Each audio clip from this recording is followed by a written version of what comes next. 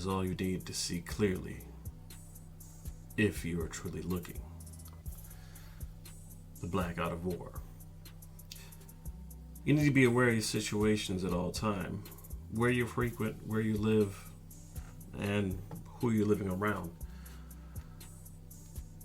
If you notice the news and all sorts of events happening lately, things don't really seem to be driven by people that have freedom of thought.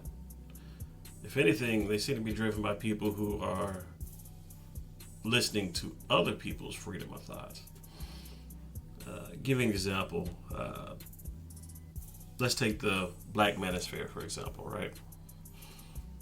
When I first went through my divorce, I was caught up in that. I was listening to a lot of their materials to the point where they did and still do have a lot of good talking points.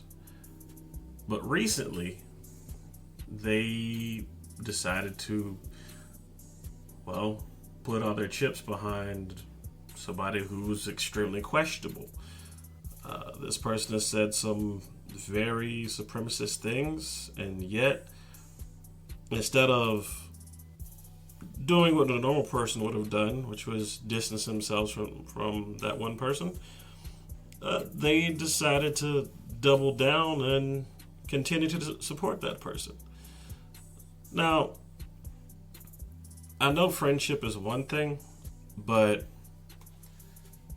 if you're around any entity, be it a person, a place, or a thing, that says something that's questionable, something that goes against your beliefs or you as a person or even your culture or history, their intentions are already made.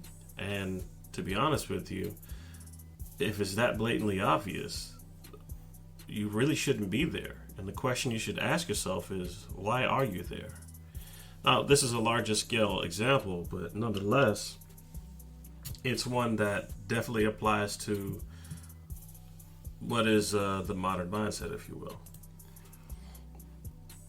We live in a society to where having a freedom of thought is almost an illegal thing to do. It used to be, if a person was wrong, a person was wrong. In a sense, it was good to know what someone was thinking or where their angle came from. Because if you rock with them, you rock with them. If you don't, you don't.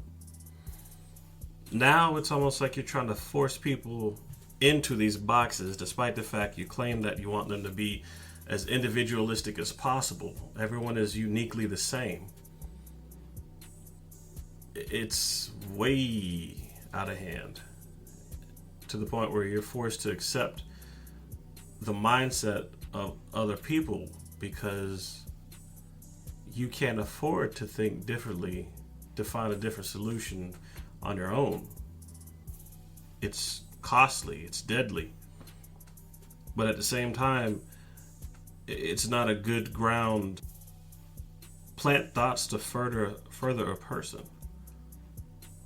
So, if you take the news, for example,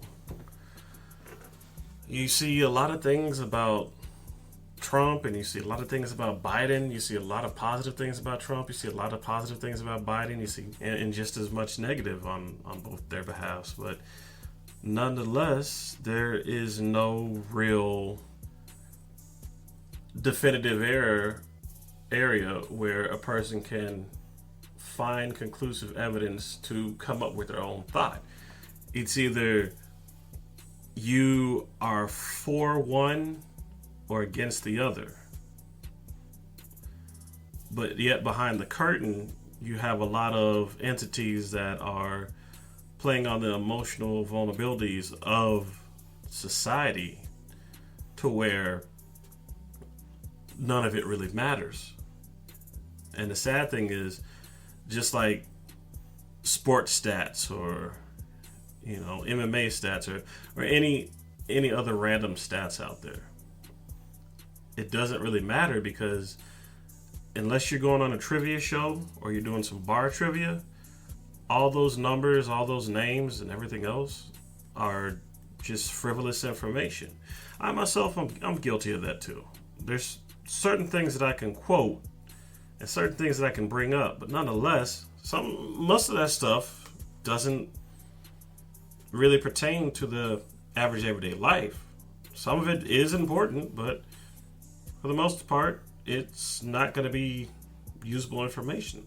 Like if I were to say the redback spider is one of the most poisonous spiders in Australia, living in North America, that doesn't really help anybody out.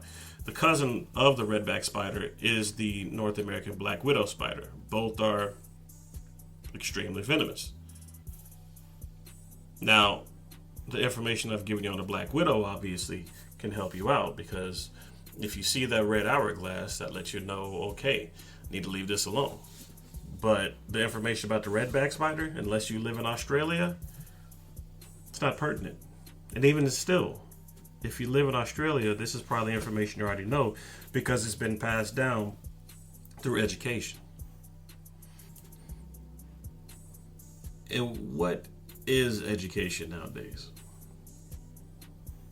In America, we have a limitation of students who are interested in STEMs, the science, technology, engineering, and math.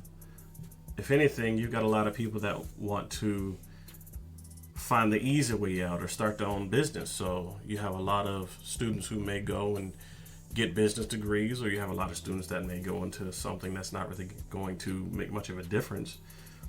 There's an ever expanding field of psychology, but even though I do advocate for mental health, and I do say that mental health is important, what does the psychology of the pufferfish have to do with the average American? I guess ultimately what I'm trying to say is there's so much to see in this world that if you are not focused on your goals and who you are as a person, you will easily miss that.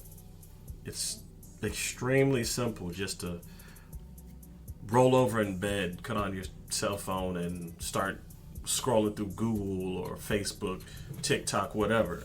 If anything, it's become an addiction that the average person deals with, myself included. Trying to get away from it a little bit more, but nonetheless, it's still there. If we don't give ourselves the space that's necessary to branch out past what we know as our limitation, we will forever be limited as people. Myself right now, I'm happy with the success that I've had within this last week or 2 weeks. This is the third episode I've done in my podcast, so I'm on like a 3 podcast streak trying to keep this going. And even though it's my vacation, I'm still showing some dedication and discipline in doing this. So what are you showing dedication and discipline in your life towards as a person yourself? Who are the people that always go back and forth that you're involved with, to the point where you're afraid to have a difference of opinion? Or you think that having a difference of opinion will set you aside from that person? There's a lot of variables out there, just like there's a lot of things that we may need and we may not need in our lives. The question is, when are you going to find time to define those things that you're seeing in your life, those things that you're dealing with in your life, sifting out what's important and what's not important? Politically, I know what's important to me is someone who can at least guarantee, or at least come close to guaranteeing, what they are running on and what they say that they're going to do. I'm not a Democrat, I'm not a Republican, I'm just a black man trying to find the best outcome that I've supposedly been told. If I were to tell the average black person that, I'd probably be looked at as a traitor, and they look at me like I'm crazy. Or you would have some that would probably understand that and respectfully nod their head, tell you to keep doing what you're doing. Nonetheless, those opinions don't bother me, because it's my opinions that dictate the direction of my life and influence my environment. If you cannot be a positive influence in your environment and can only be a cog or a tool for someone else's use, then you may need to go back and redefine what your purpose is. You go back, look in the mirror, and ask yourself, who's that man looking back at you? Because if you can never identify that person, then that means that even though you may have one eye open, you are not looking as you should. Open your eye. Start searching for the truth. Define yourself as who you are. You're the one writing this story. You determine whether it will end happily or it will be a tragedy. But nonetheless, these are your words, your actions, your mentality, your thoughts that define how those pages get filled. So at the very least, I hope you are willing and able to write a good story.